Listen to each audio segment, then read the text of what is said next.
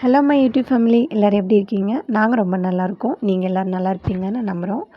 வாங்க இன்றைக்கி நம்ம செமி சாக்கோ ட்ரஃபிள் பார்க்கலாம். ஸோ ஃபஸ்ட்டு நான் வந்து சுகர் சிரப் கொடுக்குறேன். ரெண்டாவது வந்து இது வந்து 6 இன்ச் டின்னில் பண்ண ஒரு 1/2 kg கேக். ஓகேவா?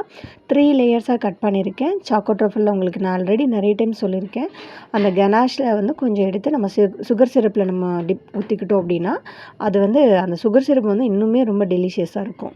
அப்போ கேக்கில் சோக் ஆகிறப்ப ரொம்ப ரிச்சாக இருக்கும். ஸோ இது வந்து சாக்லேட் மூஸ் க்ரீம் வந்து ஸ்டிஃபாக இந்த மாதிரி பீட் பண்ணிக்கோங்க.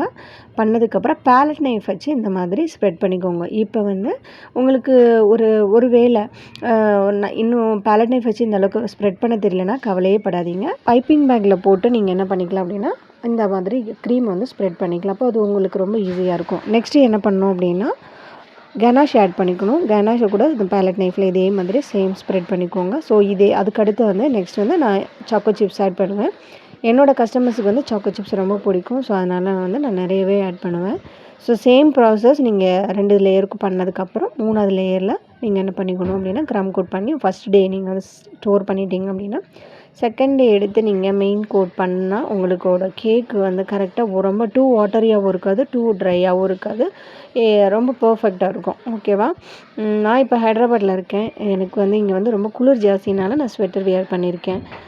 ஏன் ரொம்ப நாளாக கேக் போட முடியல அப்படின்னா நாங்கள் லீவுக்கு போயிருந்தோம். ஒரு ஃபங்க்ஷன், மாமா பையனுக்கு மேரேஜ். ஸோ அதுக்காக போயிருந்தோம்.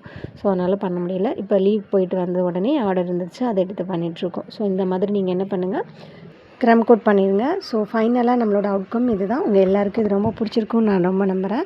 இதில் உங்களுக்கு ஏதாவது யூஸ்ஃபுல்லாக இருக்கணும்னு நம்புகிறேன். So thank you so much for வாட்சிங். Thank you so much.